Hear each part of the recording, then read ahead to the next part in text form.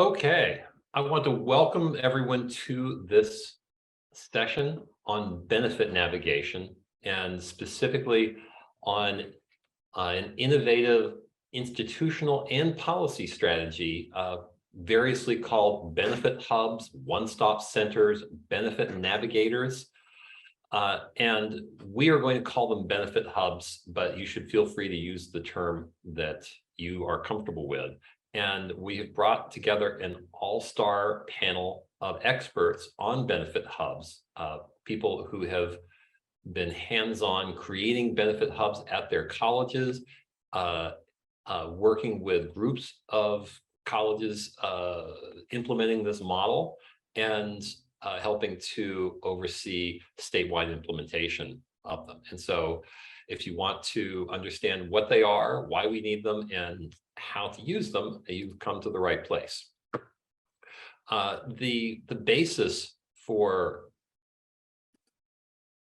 benefit hubs is the need to create a one-stop center, a clear single point of entry for students who are facing basic needs and security. The Hope Center's surveys, our national survey and our state level surveys, have found that 3 in 5 students experience food or housing insecurity, and they're experiencing other forms of insecurity as well. Mental health struggles, difficulty in transportation, Wi-Fi, technology, and other forms of basic needs and security. And as people who are at colleges can tell you, these are not just things that you endure and get through. In many cases, they become the reasons why students have to leave college without a credential. And so having one place for students to go to get help and to figure out what their resources are and to figure out how to apply for benefits is a crucial advantage. And it's a strategy that started with institutions, has achieved some scale through private philanthropic funding, and is now in some cases being supported at the state level. And so it's very promising, and we're very excited about what can be done as this model is scaled and replicated. So I'm going to start us out with Mariela Barriga, who is actually creating a benefit hub at Highline College in Seattle. And this model is part of a group of colleges that are all collaborating and working together with the support and funding of the United Way of King County. So Mariela, tell us what you're doing at Highline. Sure, I'm happy to. Hello, everybody. Good morning to those of you on the West Coast. Good afternoon to those in a different, farther east than us. I'm going to just start off by saying a little bit about Highline so that you know what I'm talking about. You have a little bit more of a context of our college. So as mentioned, we are just outside of Seattle in a city called Des Moines.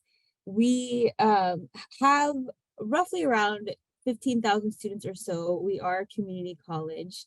And we also have bachelor programs as well, BAS, Bachelor of Applied Science programs. About 5,000 of our students are in the pre-college category, meaning they're learning English as a second, third, fourth, fifth language, or completing high school, doing adult basic education classes. Then we also have a very healthy portion of students doing professional technical programs. We have a nursing program, for example, respiratory care, many professional technical programs. And then we have a bunch of transfer students, direct transfer students, all the way from Running Start international students. So I think you get the picture that we really have all types of students, all cross sections of our community are represented on our campus.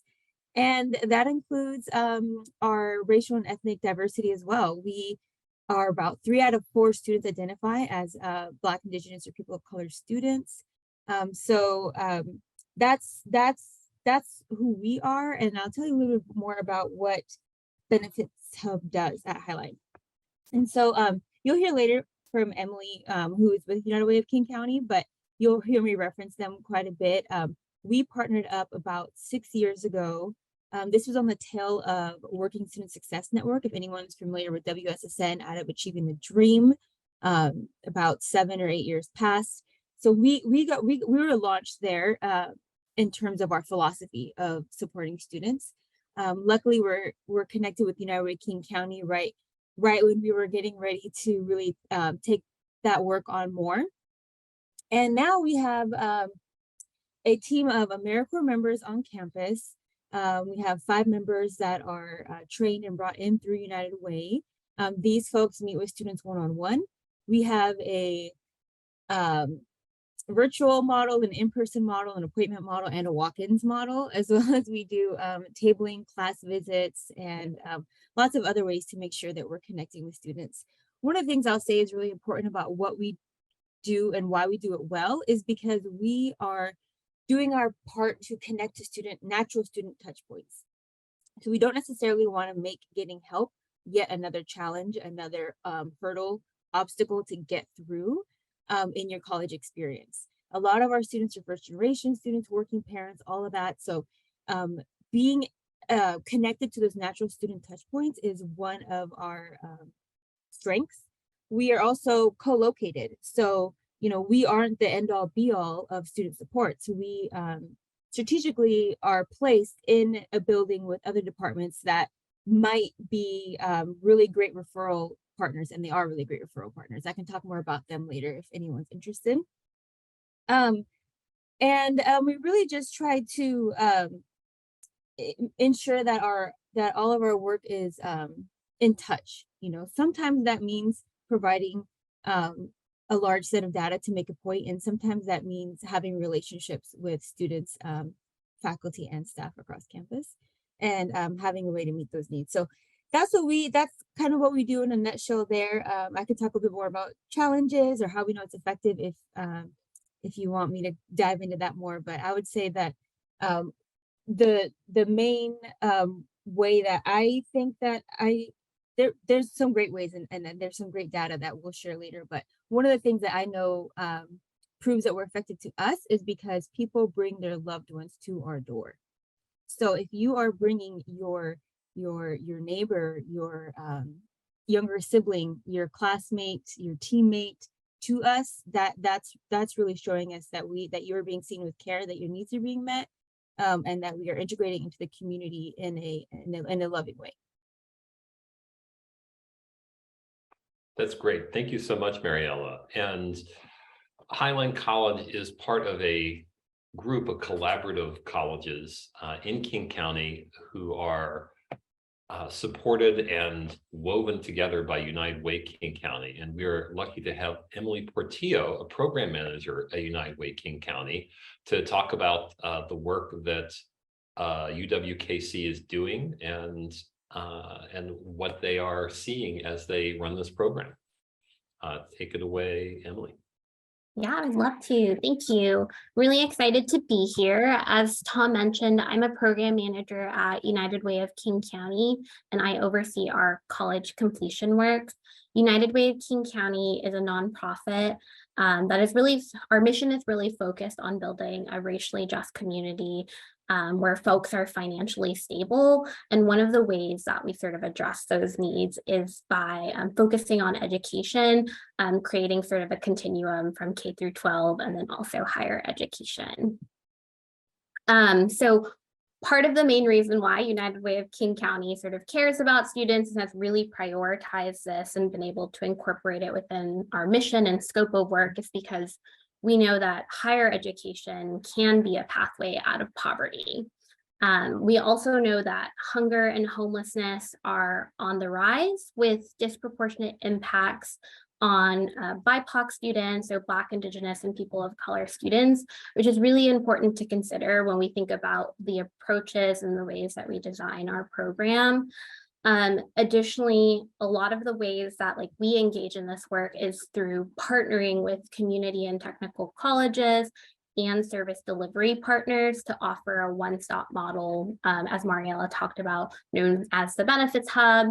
And really why we've chosen to sort of partner with community and technical colleges, and I think Mariela really illustrated this, is that these are more accessible points of access towards higher education. And in these communities, like as opposed to like a four-year institution, we often see more racial diversity, more diversity of students. I think we see the folks that maybe previously were considered non-traditional students sort of accessing higher education through these pathways. And the other reason is that we know that while I think there are lots of caring people on campus, that institutions historically were not built to address student basic needs. And so we see this as an opportunity to fill some gaps. And some of the ways that we do that, again, are through our partnerships. So we're really bringing in services that already exist either on the campuses. So Mariela is a great example of someone who is already doing this work and had all the connection points on campus and could continue to bring that expertise to a benefits hub model.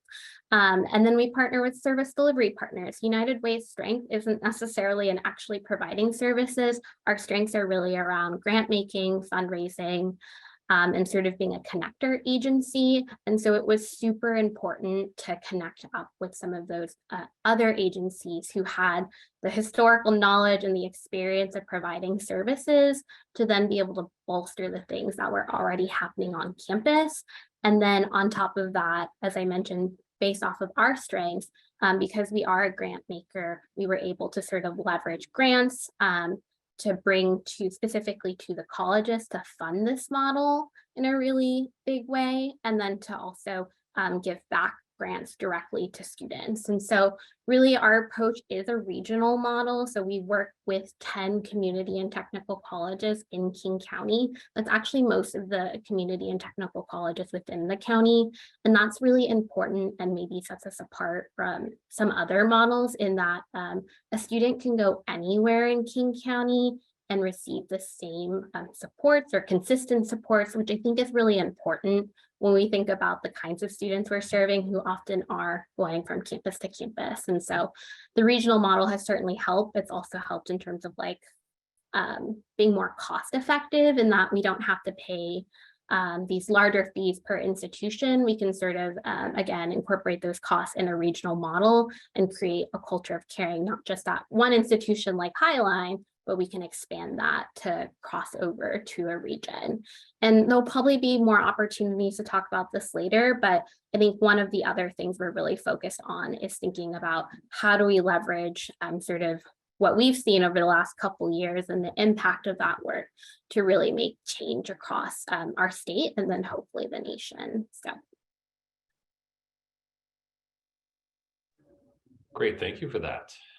So we are going to turn next to Elizabeth Guzman Arroyo, and Elizabeth is at Portland Community College. She is the statewide director of STEP and Pathways to Opportunity, but I think that undersells the extent to which Elizabeth is a key player in the management of Oregon's Benefit Navigator program, which is still fairly new and is being implemented, and people are very excited about it. So Elizabeth, talk to us about the Benefit Navigator program in Oregon and about the work that you do.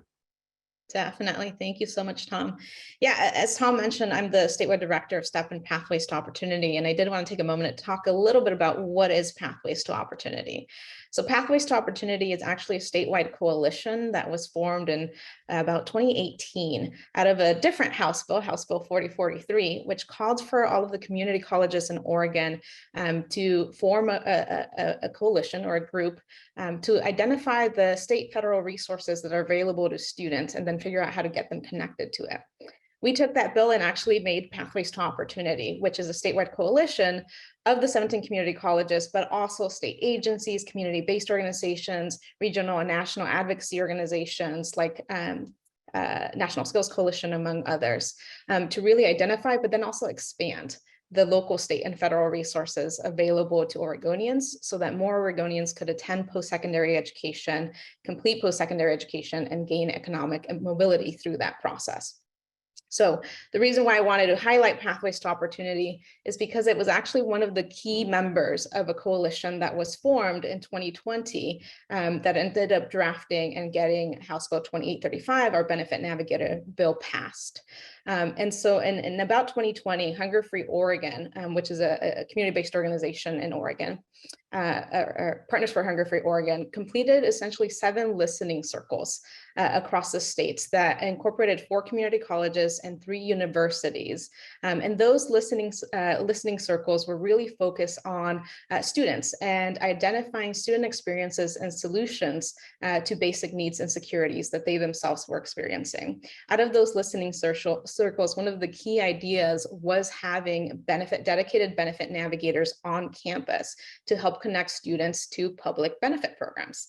And so a coalition was formed of Partners for Hunger Free Oregon, the Oregon Student Association, the Oregon Food Bank, and the Pathways to Opportunity Coalition, among other partners, with a lot of technical assistance from state agencies, from consultants, from National Skills Coalition, to really make sure that we were drafting a bill that would get at addressing the needs that our students were experiencing.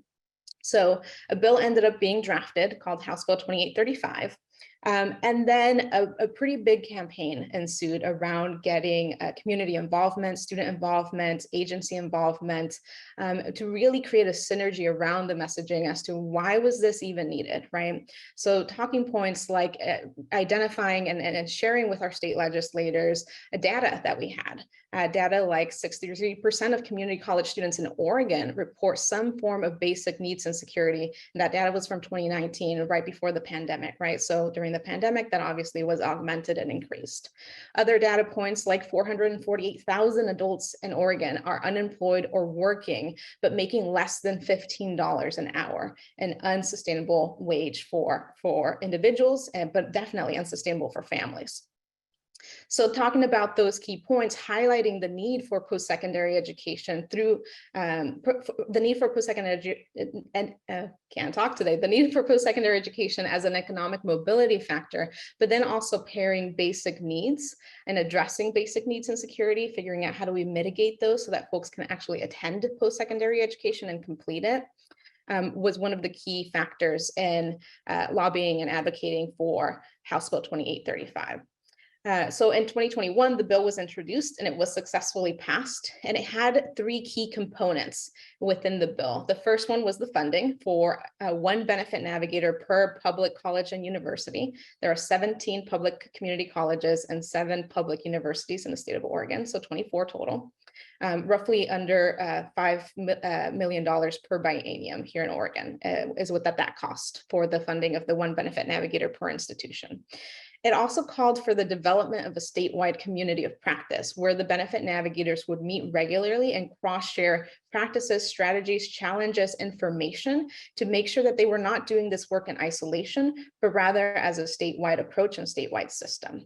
And then the last piece was making sure that the programs that we built out of House Bill 2835 were rooted in student-centered design, and that there were multiple opportunities at the local and statewide level for student feedback that then would be utilized for program enhancements, right? So those were the 3 key components of that bill. We are currently in year 2 of implementation. And right now, this current year, we're projected to serve 3,600 students. We are collecting quite a bit of data around the students who are engaging with our benefit navigators, their demographic data, so that we can disaggregate that data and generate reports, right? But also, what needs are they approaching our benefit navigators for? Is it housing? Is it childcare? Is it food? What are the actual needs, right? And the percentages? And what are we actually able to pair our students with in terms of the available resources that actually exist in our community, and which resources aren't sufficient and aren't available? And then how do we address that as a state moving forward as well?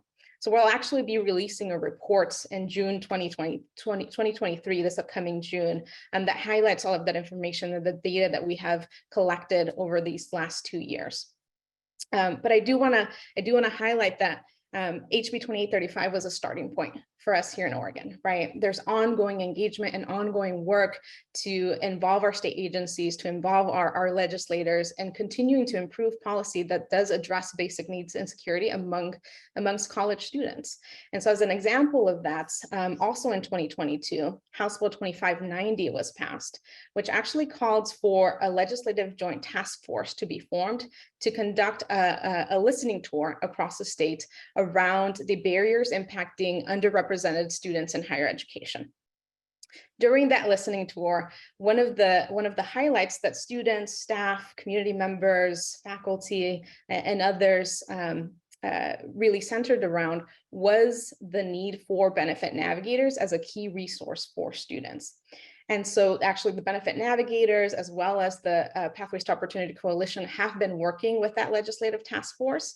And right now we're actually serving on work groups that emerged, 3 work groups that emerged during that task force listening session to inform the development of new bills that will be introduced in the 2023 legislative session.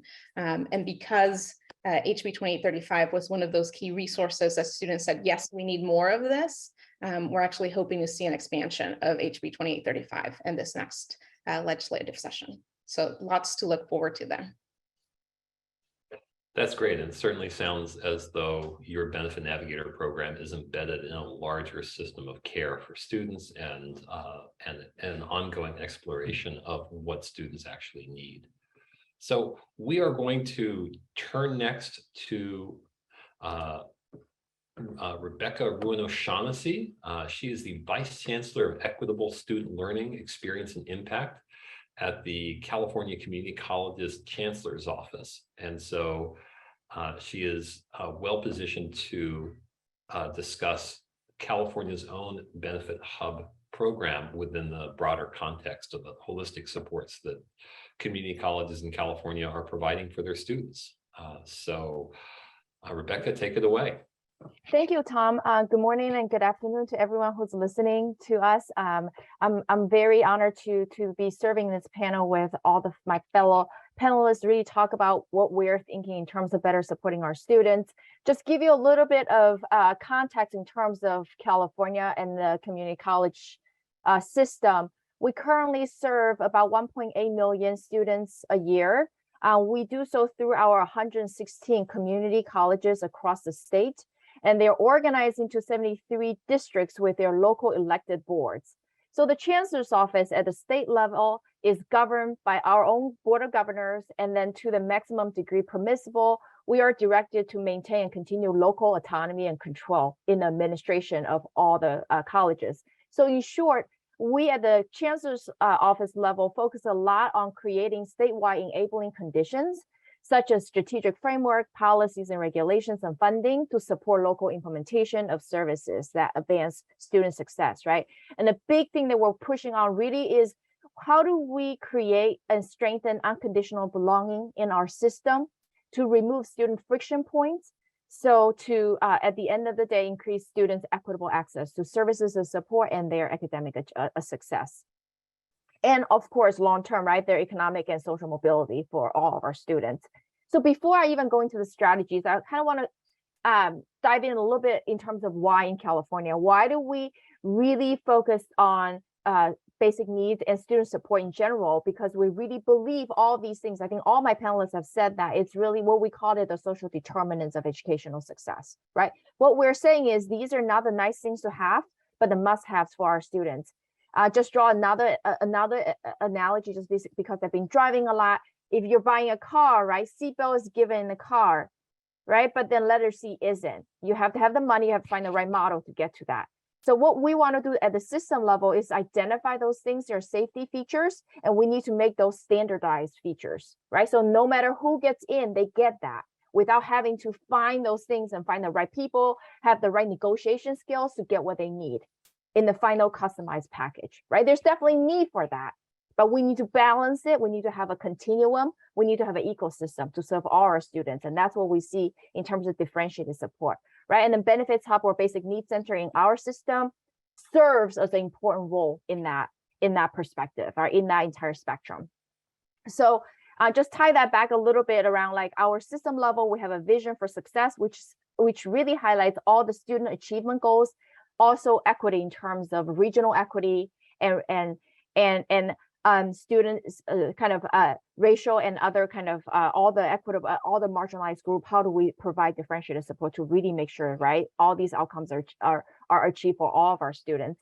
And then we have, in terms of guided pathways, which is our kind of the organizing framework to get there.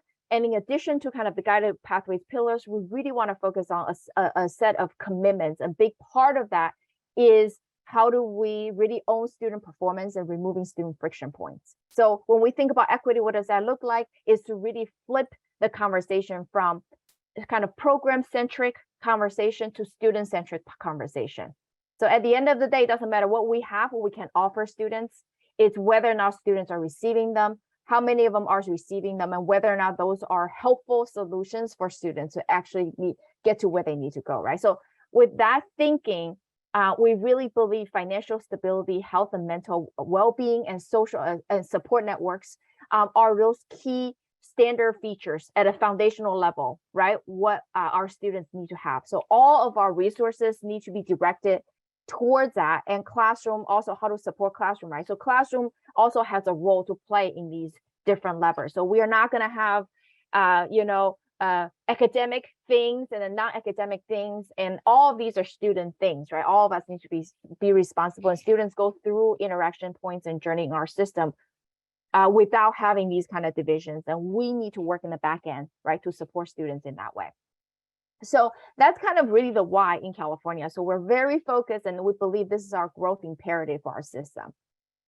On the funding front, we have been very, very fortunate in our state. For the past 2 fiscal years, we have received a significant surplus, and the governor's office has made it very clear in terms of agreeing with our approach and really believing community college's role to be the economic recovery engine for the state of California.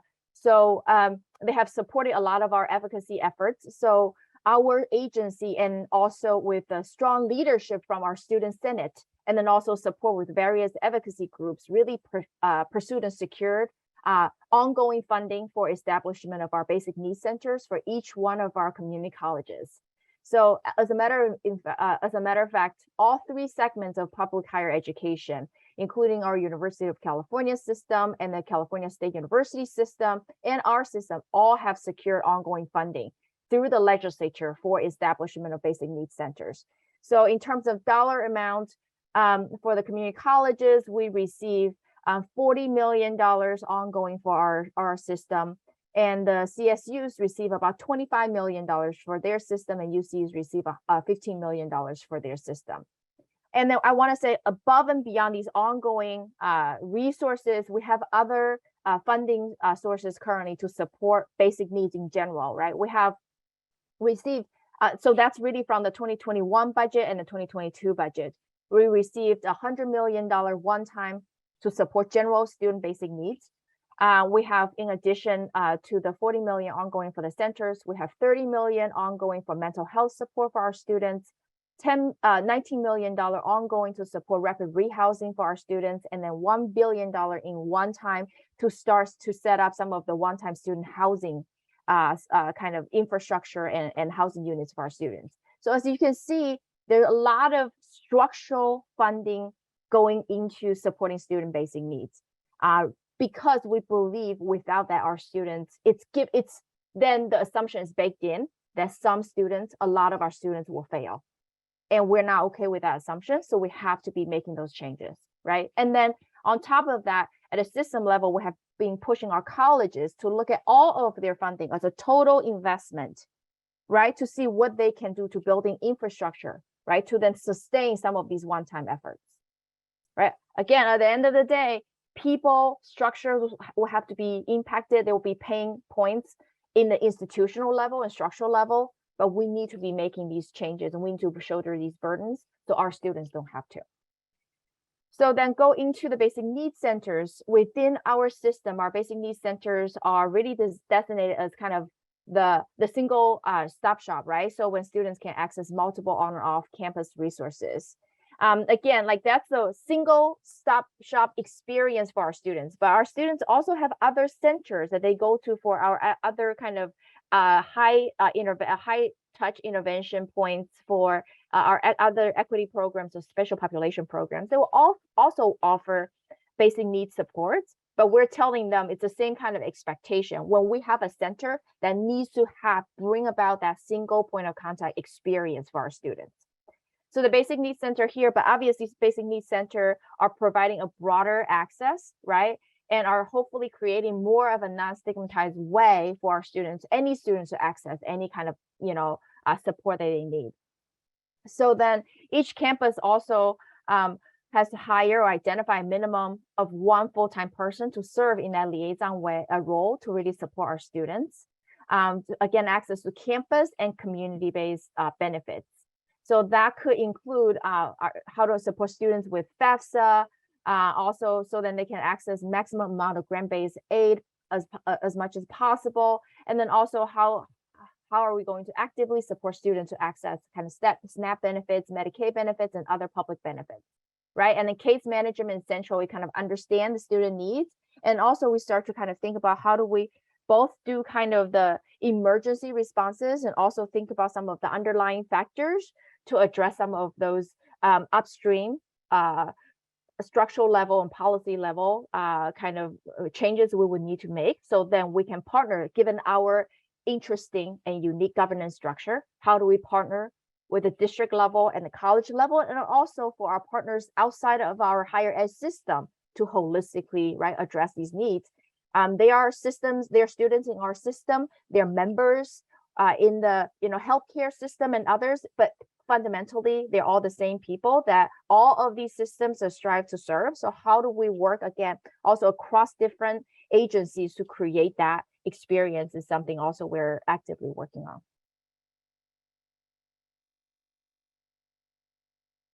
That's great. Thank you so much, Rebecca.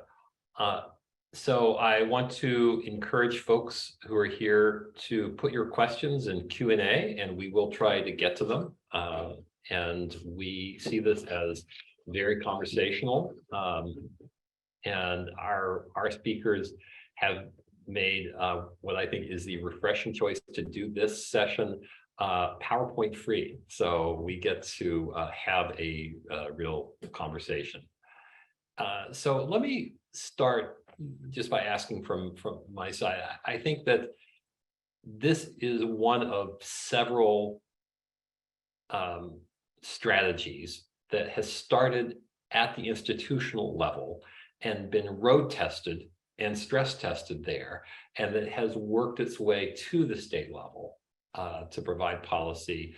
But I could imagine that if you were a policymaker, a legislator, or someone working for the governor or an agency, you might be looking at a fairly finite budget and several different opportunities, several different approaches to supporting student success. What do you say to policymakers to help them understand or to make the case that a benefit hub is really a high priority approach, that this is a high yield approach? And I say that in part because I think it can be difficult to show evidence or data to back up the case for this, as it is with other student success approaches. So what is the case that you make there?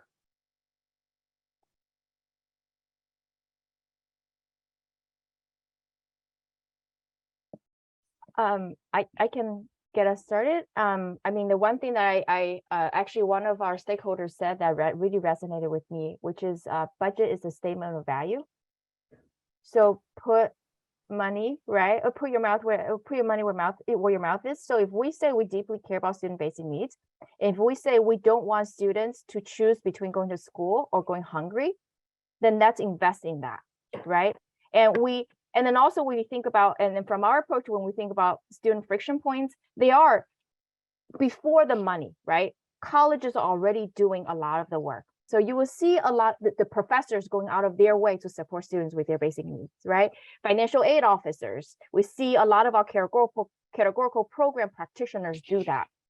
So that's all out of our own kind of like passion, right? For our students, we're doing that. But those are still, if you look at it, there's a structural failure. Some students will get it, some students will never get it.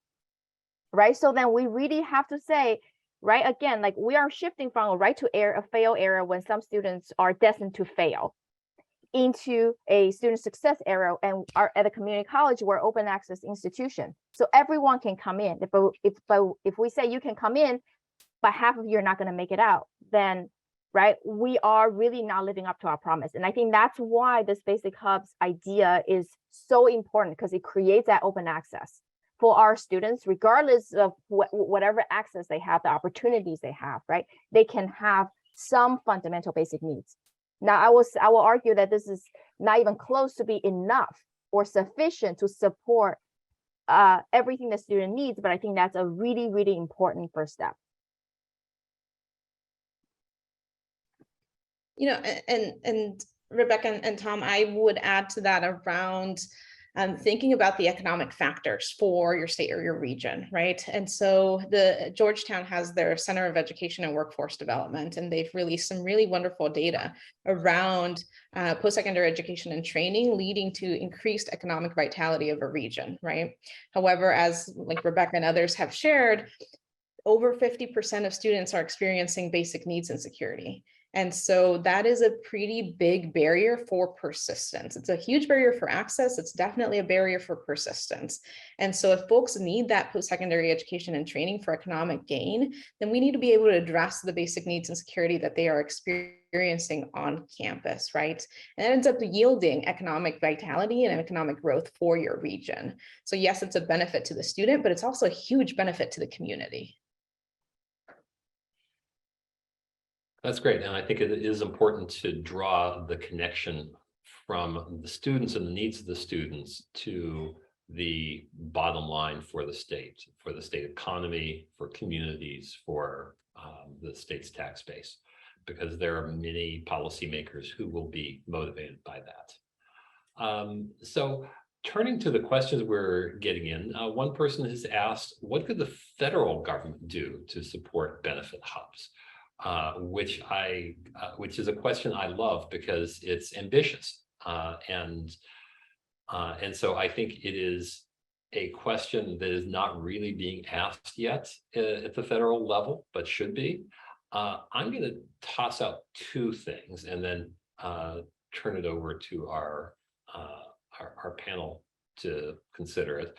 One is that the federal government creates grant programs when they see promising models that they want to test. The federal TACT grant started in 2010 and running to about 2016 or so, identified several different innovative strategies that they want community colleges to try that would improve student success, the connection to the workforce, and other key values. And so to have a federal grant program that supports the development of benefit hubs, I think would be very valuable. And the other issue, which I think has come up in our discussions and discussions with our speakers, is that when you run a benefit hub and you are helping students access benefits that they should be eligible for, you often find that there are problems and with the eligibility process. And so they described to me a process in which they're providing their feedback to county and state human service agencies. And that feedback could also be directed to the federal government, which after all sets the primary standards for these benefits.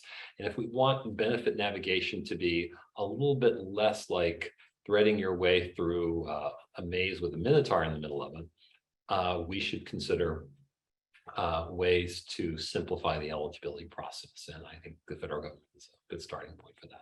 So with that, let me toss that to you folks who are more expert in these issues. What are your thoughts on a federal rule? I have a couple of thoughts that I'm just going to briefly share. And I'll start off by saying that the areas that the bodies of work that I oversee at Highline is Benefits Hub. It's our community food pantry at the college, which we started 5 years ago. Emergency funds, a lot of the emergency funds programs and opportunities are run through my area. our reentry work, people who have been involved in the criminal justice system, and a lot of our housing support programs, including a program where we partner with our local King County Housing Authority for Section 8 vouchers. So when I think about what the role of the federal government, I'll answer this with insight, but not a solution. In my perspective, there's work that can be done at the federal level that relates to all of the things I just mentioned, right? We already talked about the benefits hub, but also in terms of our food system, right? Like the reason I think why this question is being asked is because this is a systemic issue, and the Hope Center has beautifully outlined that when doing research with, rural schools, suburban schools, urban schools, 4 years, 2 years, privates, right? So our work around the federal level in terms of our food system, right? In terms of our housing systems, all of those areas, a criminal justice system, like that is, an area that we have incorporated for many reasons. There are actually 3 facilities within our school service district in our geographical area. So that's how I would see it. That, yes, there are ways to be very direct and specific and impactful to benefits hub, but if you really, want to have these, but realize the potential for a federal impact, I would definitely bring us back to the systemic level on those points, and probably others that I don't have particular expertise in. But and then one thing that I'll say that is, I think, a little bit more attainable now is just campuses accepting like food benefit as a payment method, for example. There are, I think, other things that aren't quite as overwhelming as talking about, our housing system or criminal justice and things like that, that I think a lot of folks actively doing the work could easily point to.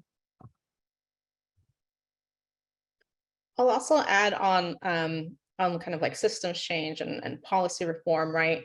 That there are some policies that were put in place temporarily during the pandemic that actually increased student eligibility for public benefits.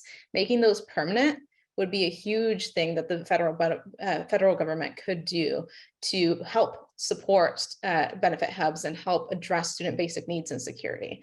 So that's one thing, right, that could come out of this pandemic, is making those temporary policies actually permanent rather than removing them and going back to the status quo beforehand.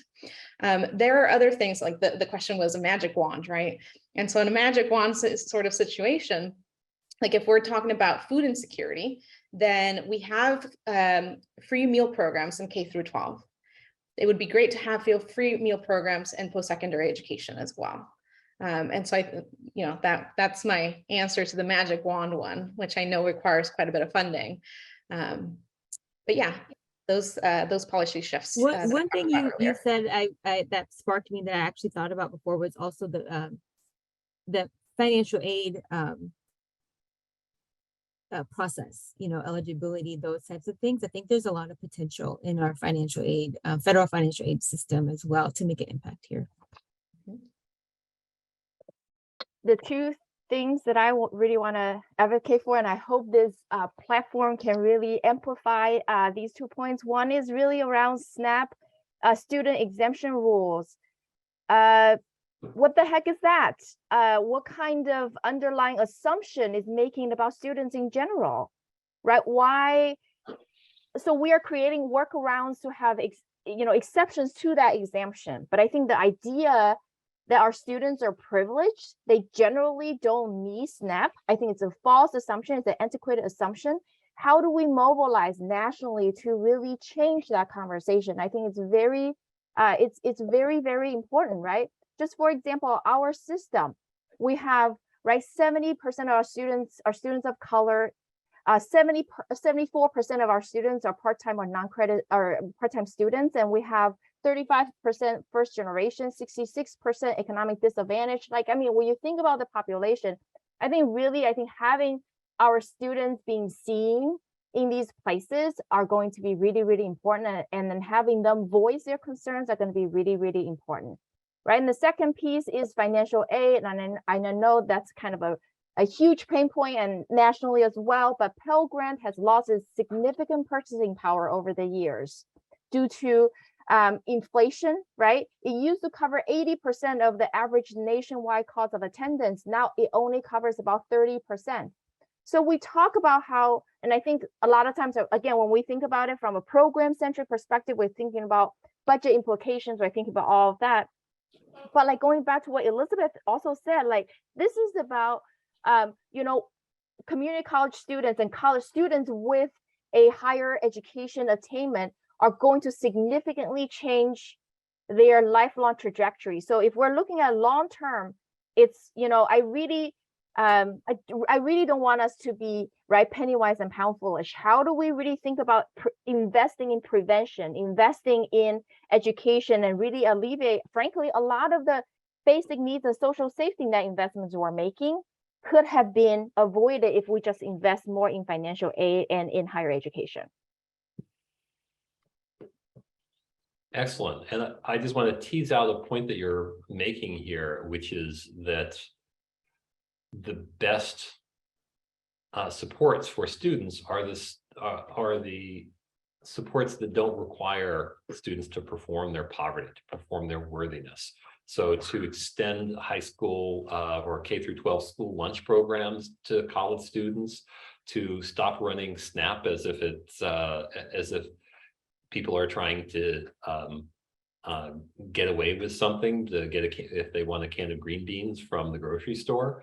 Like these are changes not only in the programs and the delivery of the programs, but how we think about the students themselves and about getting beyond worthiness as a criterion for who is going to get aid and who will be withheld it. So another person asked about navigating student basic needs in-house and on campus versus referring out to the community resources, and says, I found that my university constantly refers students out to outside resources instead of providing in-house. And I don't want to read too much into the experience of their college, but it's possible that their college is not very well resourced, and it's possible that they don't have, if they do have a benefit navigator, that they don't have a lot of additional resources to go along with that. Is this an issue that your colleges experience, that you don't have some forms of supports are just not there? They're just not in your arsenal.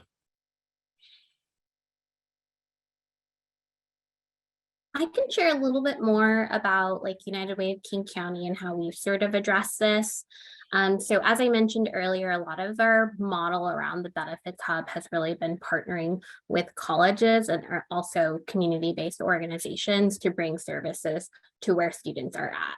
Mariela did a really good job of explaining we also have just lots of natural touch points with students. So, if a student is on campus, we're there on person. If they're at home in front of their computer, we're there virtually. If they need to drop in or make an appointment, like we can meet those natural touch points and be available.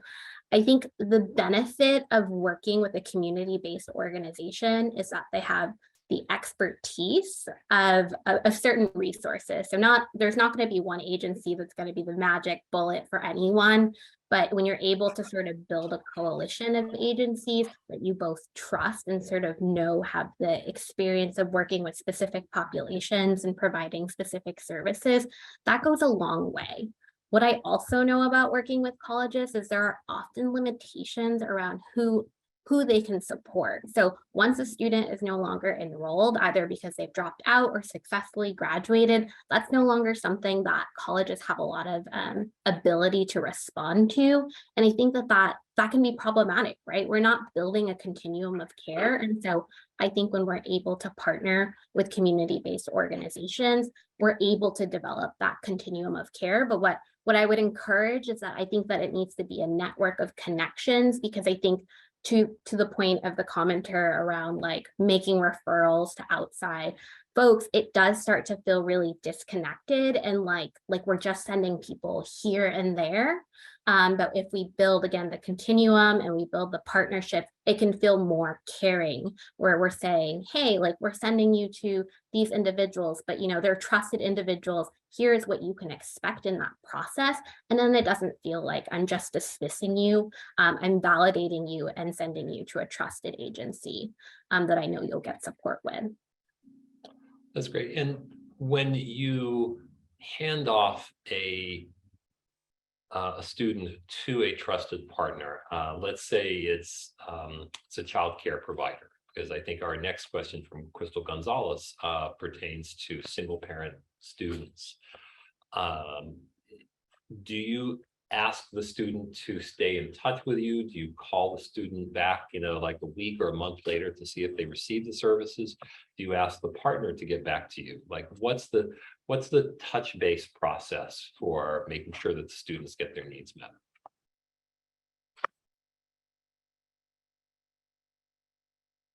Well, Go I'm ahead, sorry, Emily. I put you on the spot, but it could be anybody.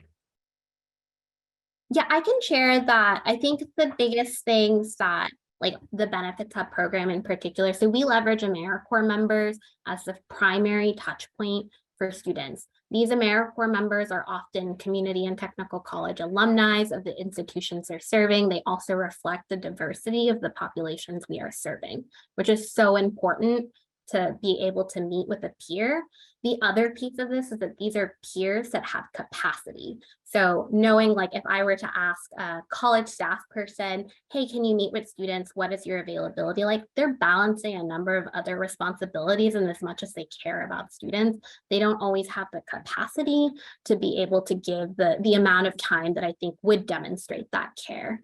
And so by leveraging these individuals with, again, relatable experience, who have the capacity, they're really serving as someone who can do some of that baseline work of, let's see what you're eligible for. What are your goals? So I have no quotas here.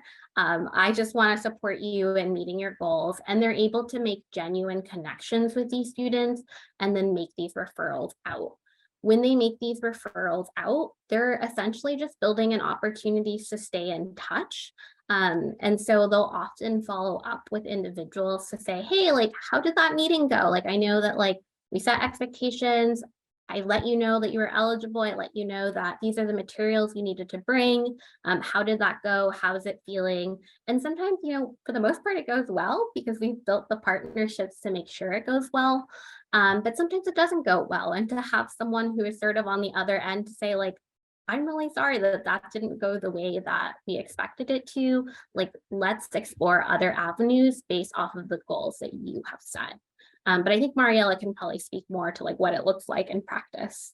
Yeah, I'll do so briefly. One point about having the AmeriCorps or dedicated people, you know, to have these one-on-one meetings is that in our case, they're averaging 3 student interventions per appointment. So if somebody comes and their appointment or their walk-in is for one reason, they're walking out with having 3 things addressed. That's our average. And that's with 1,200 students that were served last year alone. So that's really important. That also, like Emily was saying, builds the opportunity for continued conversation and connection points. But I want to talk a little bit more about what the person was asking in terms of just, it sounds like to me there's a challenge with, you know, having things in-house and off campus, is that we've also brought partners to campus. We have workstations where particular partners can come. Our main thing is, as long as it's consistent, you know, week to week, when we can expect them there, and they can meet with students right on campus. We're, you know, open access institution. They can have a workstation where they're at every single week between whatever hours. We have our, you know, our unemployment office and public health, you know, like different transportation, ORCA folks like that come and physically be